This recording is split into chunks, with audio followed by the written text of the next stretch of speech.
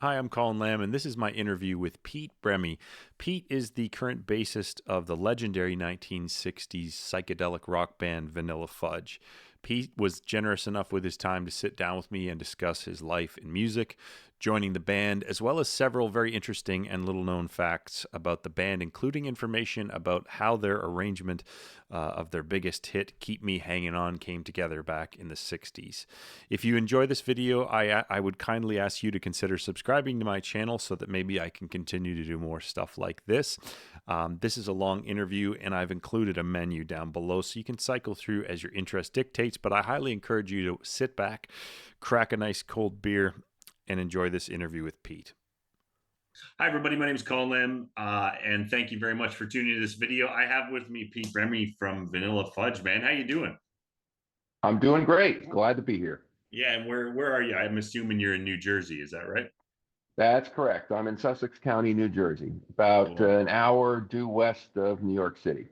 Cool. And I'm joining you from South Australia, Canadian, way down under here, man. It's I was going to say, I don't think you're Australian. no, definitely not. But before we get Yeah. into it, I just want to say that the pretext of this video is I had been hearing this song since I was probably like 10 years old. I used to watch late night TV, and they do these kind of like they try to sell these kind of hits of the 60s and 70s, and I heard the song Keep Me Hanging On. I must have been 10 years old, and for years, because it was pre-internet, I couldn't figure out what the song was, so I just have a snippet of a song stuck in my head for like decades. Sometimes there'd be clips from stuff like the Ed Sullivan Show. But anyways, I heard that song, and then fast forward to like a couple of weeks ago, um, and I kept seeing clips of that track from the Ed Sullivan Show, the performance for Vanilla Fudge, "Keep Me Hanging On," and then I made a video about that clip, and then you commented, and you're joining me. So Pete, thank you very much for coming on the channel. Oh, I was going to say, it's funny you mentioned you saw that clip when you were 10 years old. I saw it when I was 15 years old, but I saw it live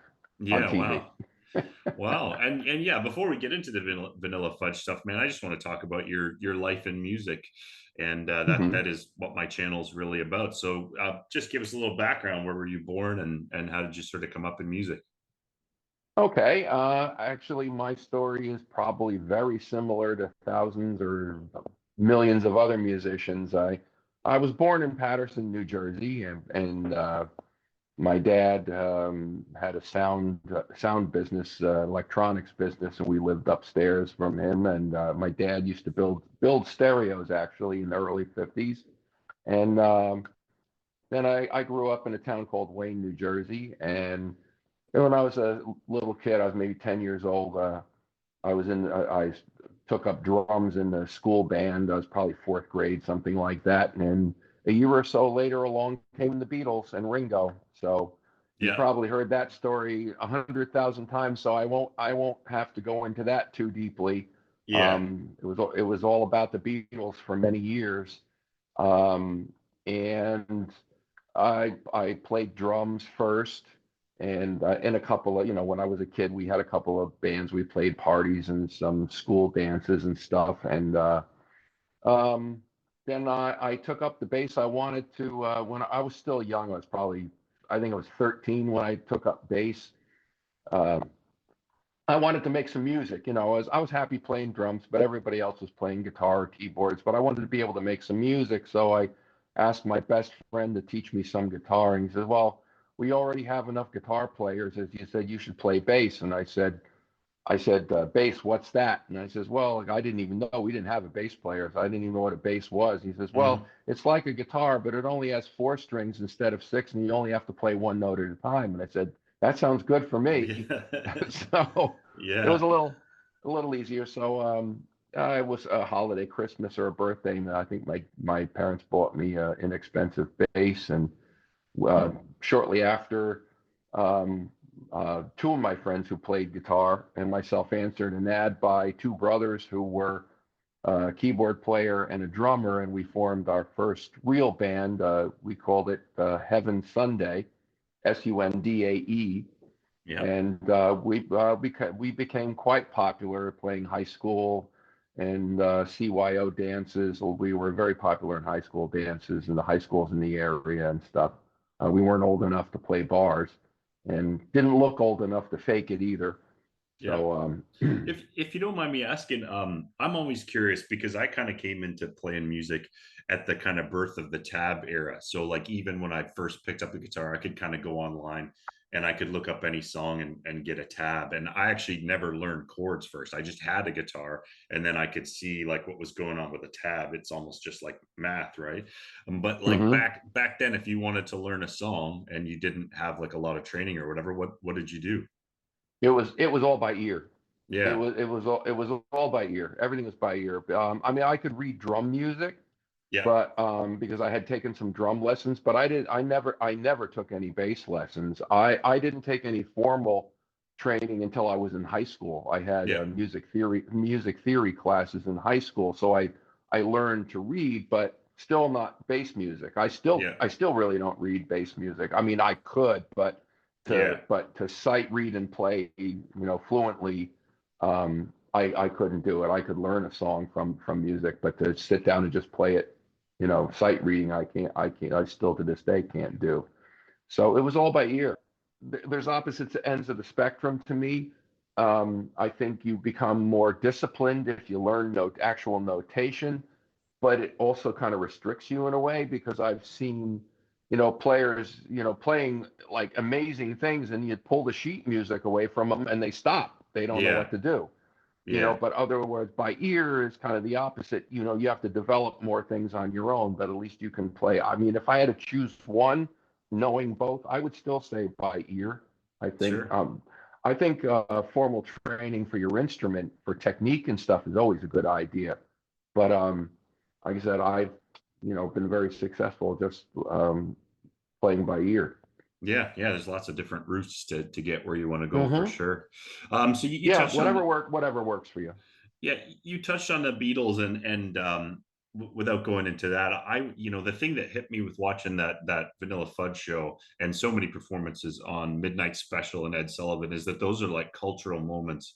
And even like I'm 40, so for me, you'd have stuff like Nirvana Unplugged in New York, stuff like that was just like it just exploded the culture. And when you see something Hmm. like that, when I saw grunge music, that kind of I was still pretty young, but I still thought of myself as kind of like a grunge guy or whatever. I didn't have the money to buy the Hmm. clothes and couldn't play or anything. But those kind of like cultural moments, are there any others like around your kind of developmental age that you'd kind of point to where you saw it and you're like, that's gonna be me kind of thing? Doesn't necessarily even have to be music, but No, not real. I mean, as time went on, yes, I guess.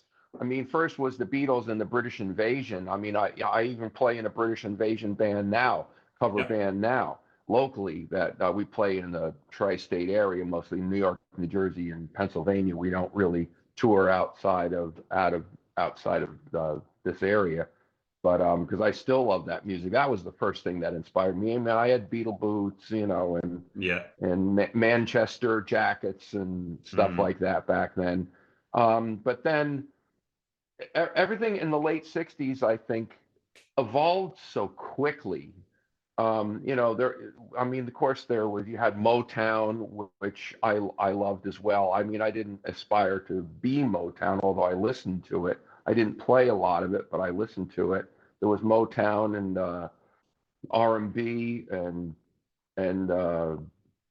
surf music. yeah, Um, so, I didn't play a lot of that either, although I have a lot of a lot greater appreciation for it now than I did back then. The Beach Boys yeah, were fantastic. Um, then, I mean, but coming out there was the psychedelic era, and then the heavy metal was coming out, and then the Latin rock, Santana. So everywhere you looked, it's like, oh, here's a new one, here's a new one. I mean, the late '60s was just like everything, yeah. everyone was searching for new directions, and there were so many great directions, so can't say there was like grunge or Yeah. punk or would seem to there wasn't really one genre that was grabbing everybody type of Yeah, thing back it's then. it's it was funny it that was a great time. it's I'm funny sorry. like no problem. It's funny you mentioned the R&B thing. The more that I listen to music from particularly the mid 60s to maybe 68, around that time, the more you see Hmm. R&B like in those big invasion bands.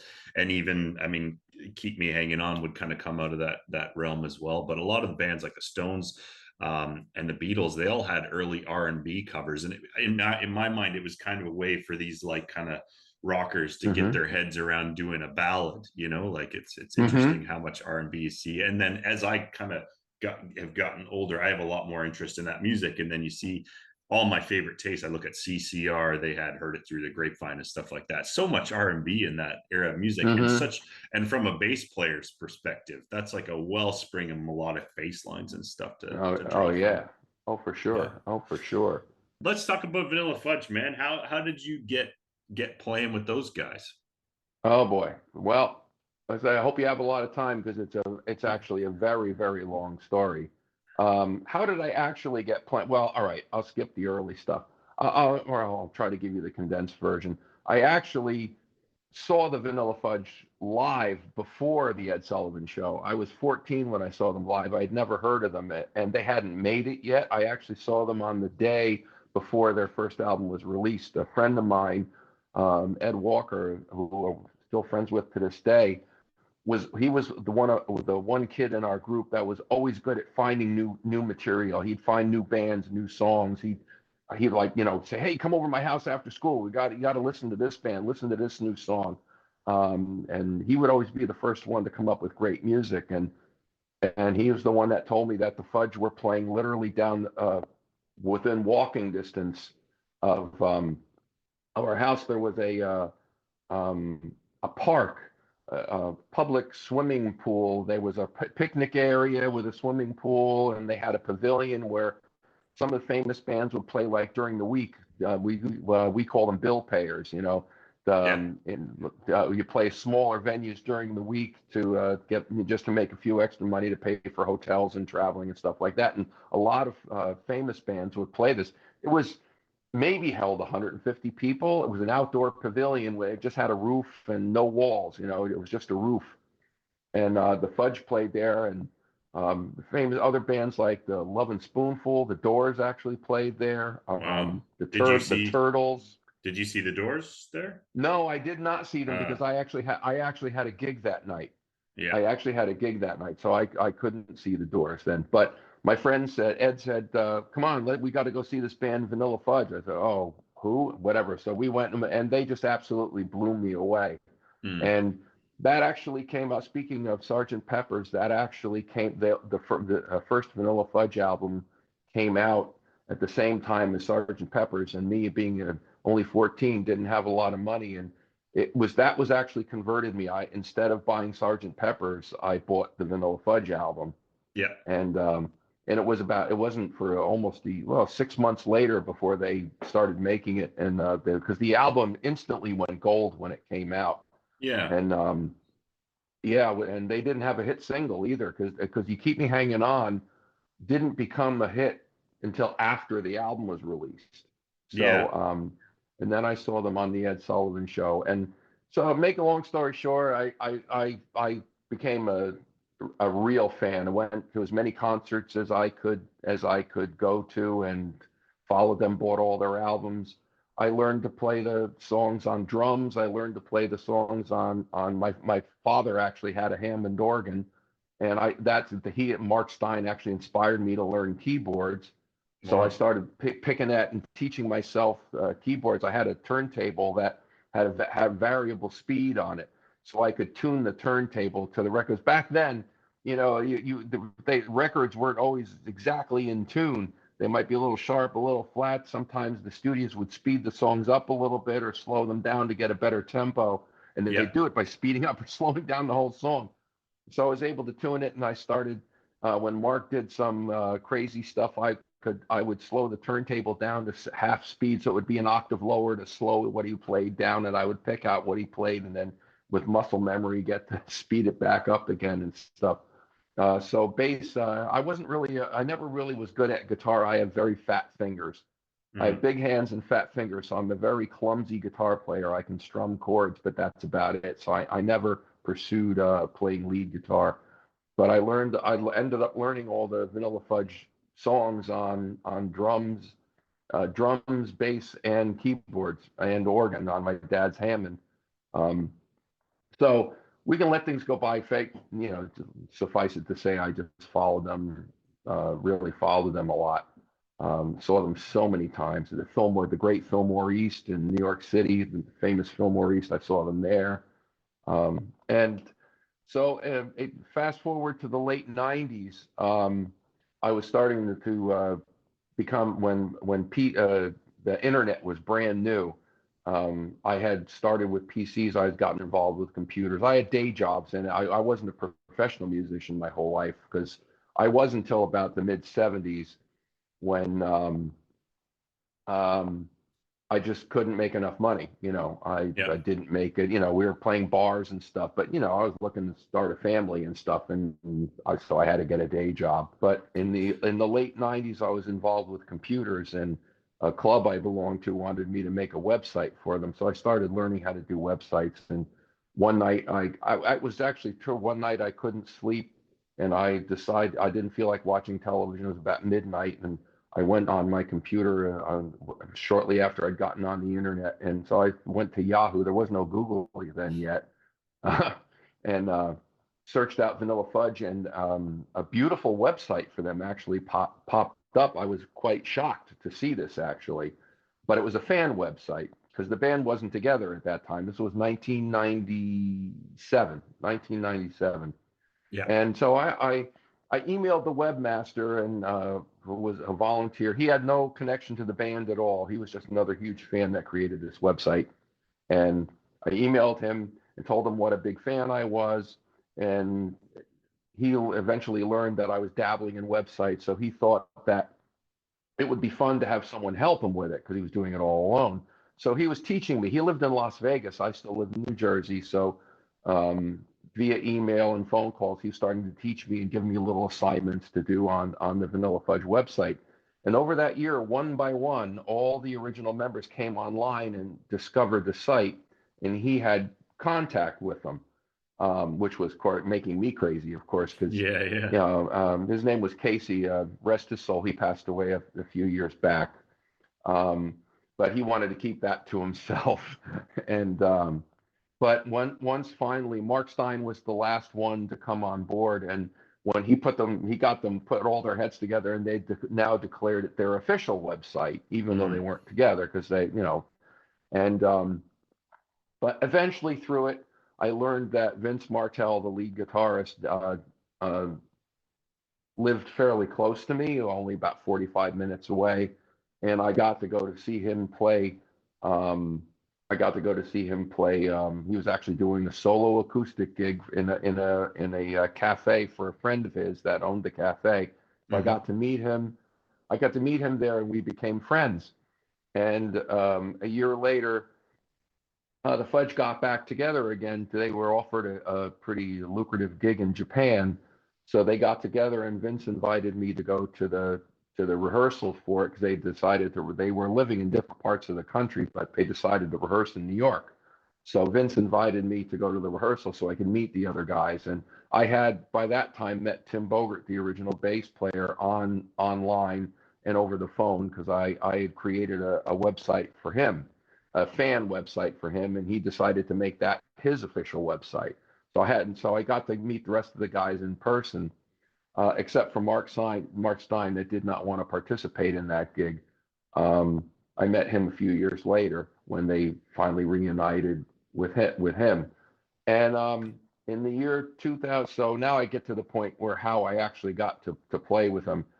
Vince learned that I was a bass player, and he had actually hired me to play on an emergency. I did a gig with him one time as a fill-in for somebody that was his bass player, and he liked the way I played bass, and he was putting a new project together, so he invited me to be his bass player. So I have actually been his first call bass player in his band for well over 20 years now.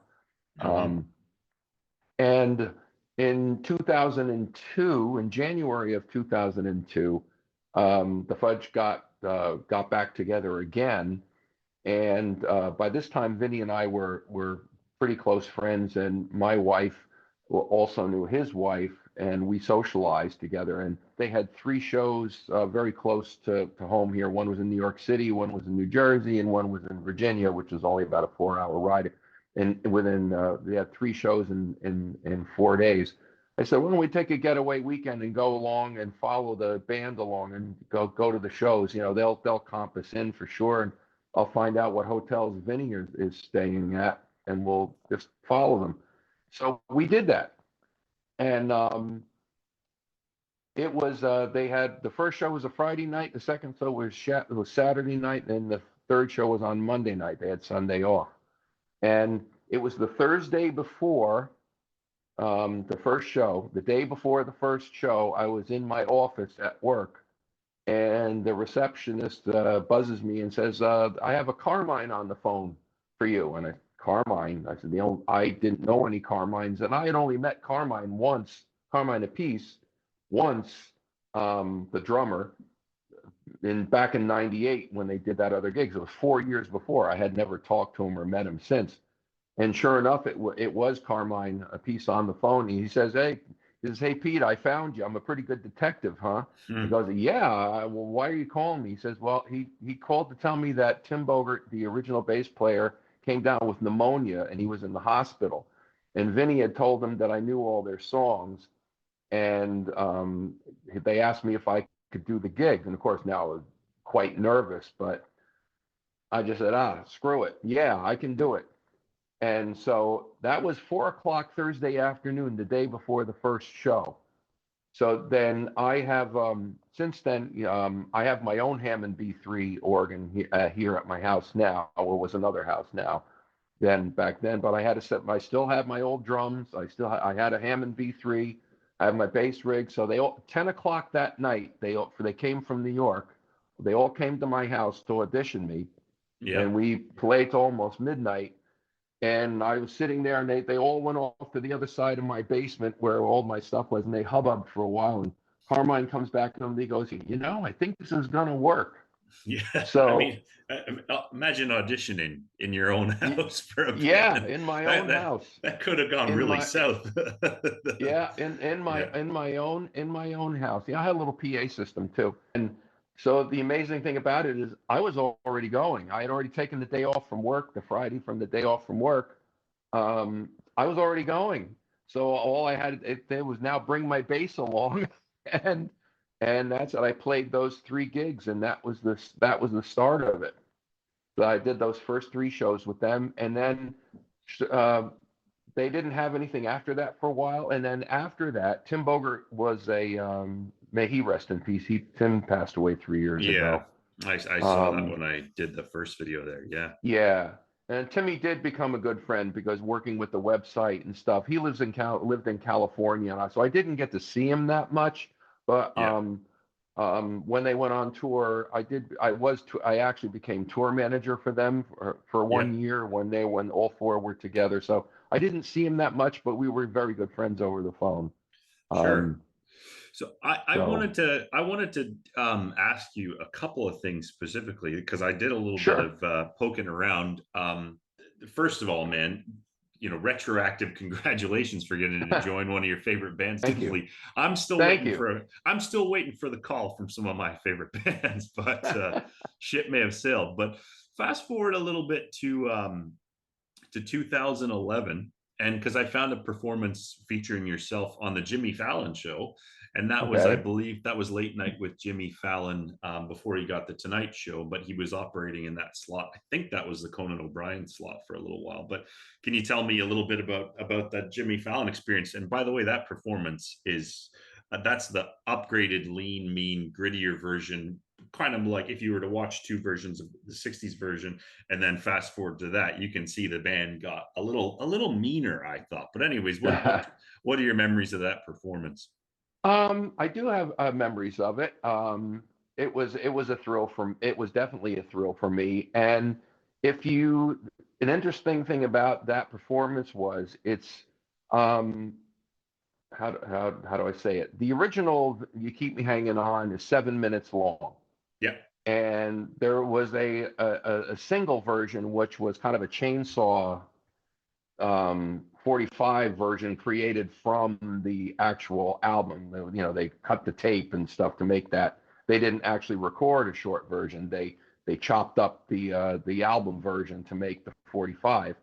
And on the Ed Sullivan Show, they had 4 minutes, so they rearranged it and shortened it, and so that was a third version.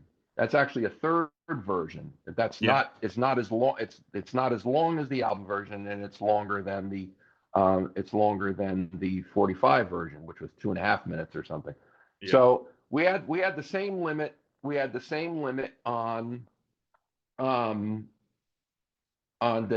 Fallon Show.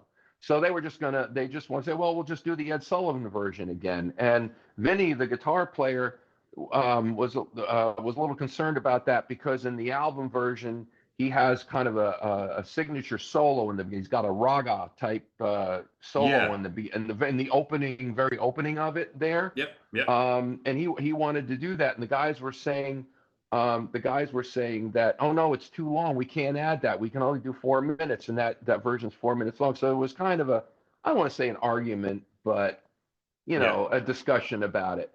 And I realized that most of the sections of that song are double length.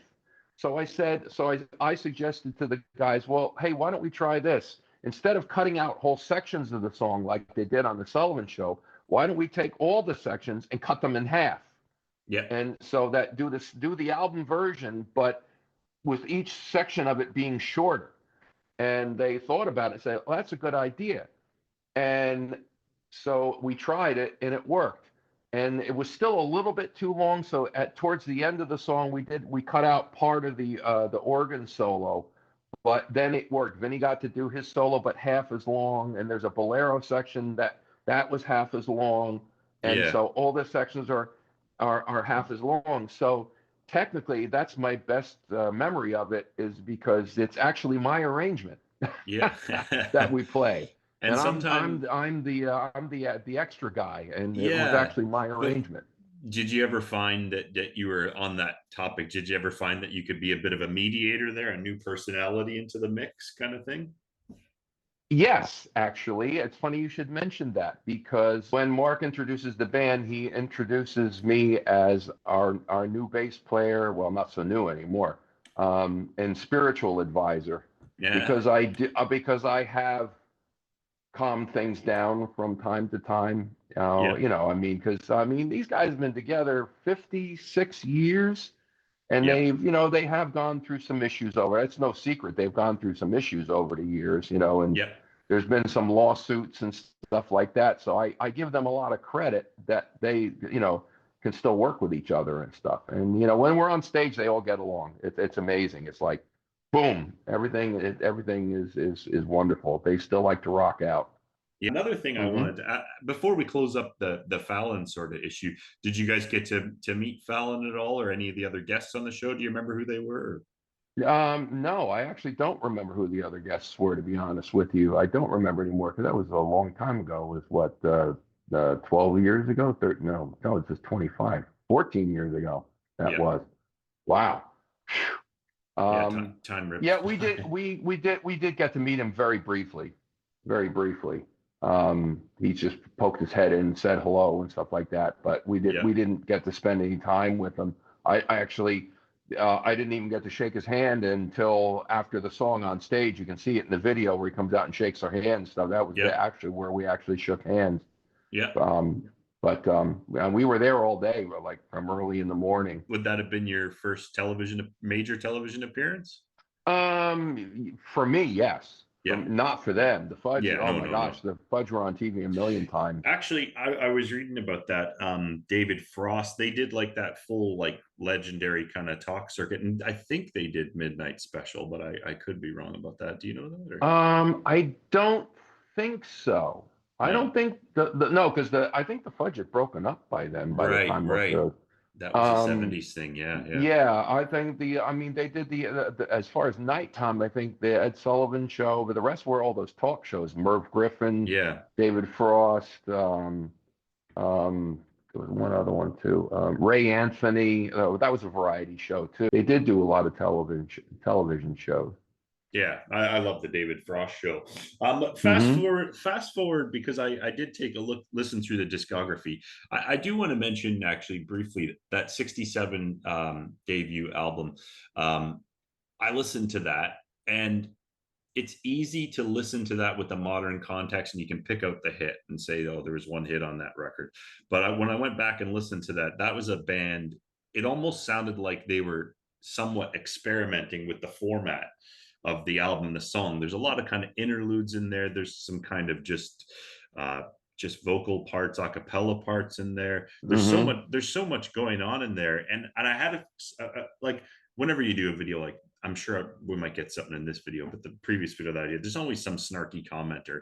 And one guy was like, oh, I listened to that song and it was the only good one on the album. But I'm like, hold on a second. You go back and listen to that album. It's 1967. And I kind of pointed it out. Everything's on a climb, like in my retrospect, which is narrow because I'm 40 years old. I wasn't alive at the time, but everything was kind of curving towards Woodstock and Sergeant Pepper's, which I think would come out after the Vanilla Fudge album.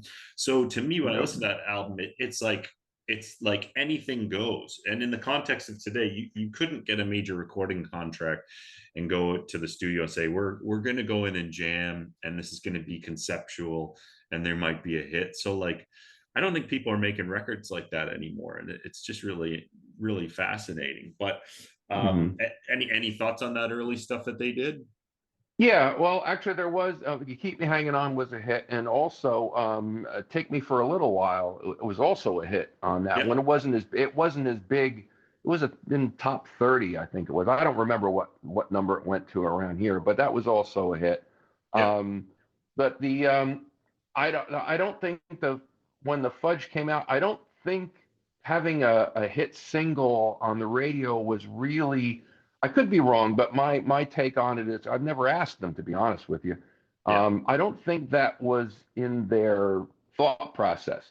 That what they were doing was they came out of what we call the Long Island Sound. Um, they were big out on Long Island, which is just a suburb of New York City itself, yeah, or extension of New York City, for those who don't know. Um, and there were three or four major bands out, the beginnings, I should say, of three or four major bands out there. The Rascals, Billy Joel had a band called the Hassles, and then there was another band called the Vagrants who featured Leslie West. And they were all local club bands back then. And the Vagrants and the Rascals were the biggest influence on the Fudge. The Rascals vocals, and the Vagrants were doing the thing of making what they call production numbers, these long, long songs. And so they took that, and then the idea was that they took songs that the lyrics didn't match the music. And "You Keep Me Hanging On" was the epitome of that. Mark and Timmy were riding in the car, and Mark even tells a story on stage. They were riding in the car one day, and the Supremes came on the radio with "You Keep Me Hanging On," and they said, "Wow, that song sounds too happy. This is talking about a girl. This guy just broke up with her, and she's miserable, and he keeps her hanging on, tries to drag her around, but won't this type of thing. That song should be more lamenting. We should mm, slow that down." So with the vocals and the length of the symphonic length of the songs, and then what they call them hurtin' lyrics. That's what yeah, the guys called at the time. That's where "You Keep Hanging On" from. They slowed it down because the Supremes version is also in a major key. They yeah, changed it to a minor key to make it sadder and yeah, slowed it down. And the rest is history. You can see what happened. And yeah. then that was the kind of the formula for the rest of their songs. Yeah, and I have to say, like, just on a brief note about that track, Vince's guitar parts, which I've really focused in on, um, those early ones. I think he's doing those really. You mentioned that, was it raga you called that? Yeah, That Indian. yeah, which was very prevalent in the Hmm. '60s. It's like Right. really, really many notes in a scale kind of idea, but also he's using, if my ear doesn't lie to me, the kind of Hendrix sort of triad chords and the trills to kind of it sits underneath of the organ, and the bass and obviously the drums, and it gives it that real tinge of desperation. I just love that, man. Mm-hmm. It's just such good guitar playing. Fast forward to the Fallon version, and then to a Mm-hmm. later version that I want to talk about as well. His guitar playing, and along with your guitar, your bass, it adds like a little bit more punch to it, which I think is Hmm. cool because they're not just going through the motions and playing the same old song again the way that people want to hear it, but it's also not changing it in a way that kind of takes it out of context. But I really love the Mm-hmm. updated version of that. Particularly, I found an album on Spotify. It's the 2021 Then and Now album, Okay. and you Well, it's played on that. not. No, no, I am not on that. I am not. Then and Now actually is a. Oh boy, that's actually a reworked, just a renamed album Oh, that was recorded back. Oh, God, when did they record that? okay. Then I think Um, that would have been the back in. 2001 Return or something like that. Yes, it's the Okay, same album. it's that's where I got confused because it wasn't noted under that title on the Wikipedia discography or whatever. So that's just a reworking of that. But they also had a cover of Right. "Tearing Up My Heart" by NSYNC on there, which I wanted to ask you about. But I guess you Yep. weren't involved in that one. Do you guys still play that live or No, no. no? How did that come The about? person the personnel on that album, on the Return, and Then and Now is just a rebadging of that album. Yeah, okay. It was the original Thanks for line. clarifying Yeah, that, by the way. Yeah. yeah, it's just rebadged of a rebadged version of the Return, and it was Carmine Appice, the original Carmine and Vinny and Tim Bogert, but on that album was Bill Hmm. Pascali. Mark Stein did not participate in Ah, in that album. yeah. That was Bill Pascali, and that was also the lineup that I first played with. But Mark was busy doing something else. Yeah. So Bill Pascali stayed on, and then it was the other three originals, and then I took over for Timmy when he was sick, and I did stay with him for a while because shortly after that, um, Timmy got in. He was a big motorcycle guy, and he got in quite a bad motorcycle accident right Hmm. after not too long after he recovered from the pneumonia. So I continued to tour with him for most of the rest of that year. In 2002, I went to Scandinavia with him, and we went around the rest of the United States too. Me on my vacation time, but Oh, anyway, so that was and when they wanted to we're doing CDs now, so they had extra room on the album. So I'm pretty sure it was Carmine that came up with the idea to do the In Sync song. They also did a Backstreet Boys song on there too. yeah, yeah. Well, thank you for that information. And I think that everybody owes you some thanks because I think we're filling in some blanks that aren't really readily available, Hmm. both on Wikipedia or on the website there. So that's cool. I'm kind of a Vanilla Fudge historian too, because let me just interject. Um, the Casey, the original webmaster, retired in 2005, and I took over the website. So I Yeah, was their webmaster for well over for close to 20 years. I just finally gave that up a few years ago because I yeah, couldn't keep up with the technology. So I'm kind of a Vanilla Fudge historian too, yeah. Well, being the fan. yeah. And before I forget, I got a couple interesting facts there before we go on there. But just some things that I found both on the website and then just through broader kind of research. But according to Richie Blackmore and John Lord, Vanilla Fudge's organ heavy sound was a large influence on Deep Purple, which is one of my newly more like obviously they're an older band, but the more that I hear them, the more I like them. And I kind of want to look into Mm-hmm. them on the channel. And Blackmore even said that they were a Vanilla Fudge clone in their early Mm-hmm. years. The Fudge also toured with Hendrix. They played dates with Cream, Janis Joplin, Jefferson Airplane, and as you mentioned, in late '68, Zeppelin toured opening with them. Another interesting thing that I found, one of my favorite recent films was that Keep Me Hanging On was featured in Once Upon a Time in Hollywood, the Quentin Mm-hmm. Tarantino movie, my favorite Tarantino movie. And in one of my favorite ultra violent but still pretty satisfying scenes, we have that song being played as the hippies break in, Yeah. and Brad Pitt and his dog and Leonardo DiCaprio with a flamethrower change the outcome of the '60s. And who knows what it could have been for everybody if that was the truth. But just I know.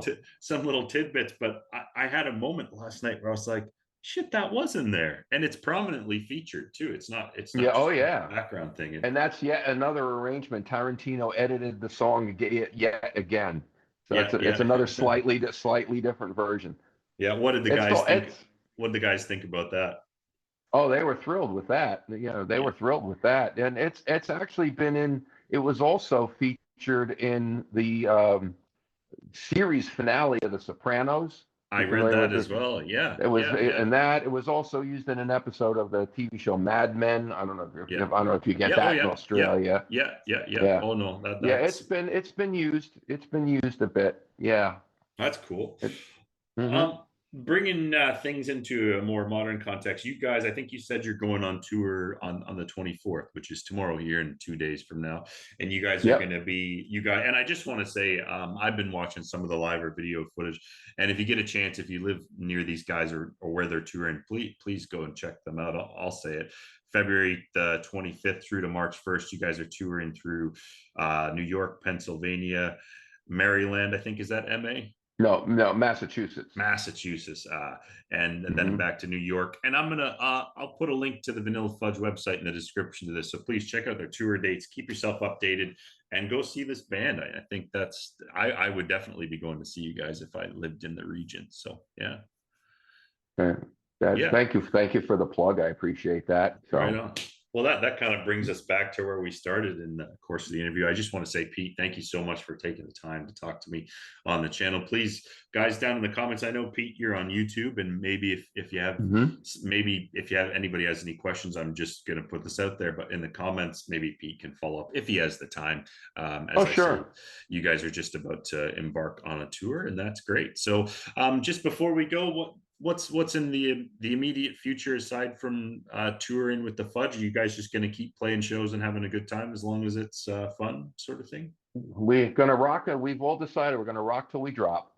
And I got to say, Okay. have fun on tour, and please just say hi to the guys for me, and maybe not so much for me, but let them know that there's the video, the performance is still going on, and if they ever get a chance, go to that Ed Sullivan page there and just read some of hmm his comments, because some of it's just like, oh, I love this or whatever, but some of the stuff you Yep. find, some stuff you'll see messages there like, I remember, like yourself, I remember watching this when I was 14 and stuff Yep. like that. And hmm it's still changing. Music is still changing people's lives all these years Yep. later. So It yeah, definitely man. is. Anyways, there you Okay. go. That's a All bit right. sentimental, but there All you go. right. All right, I'll Pete, let you go. All nice right. You talking to you, take care man. now. Take Okay. care.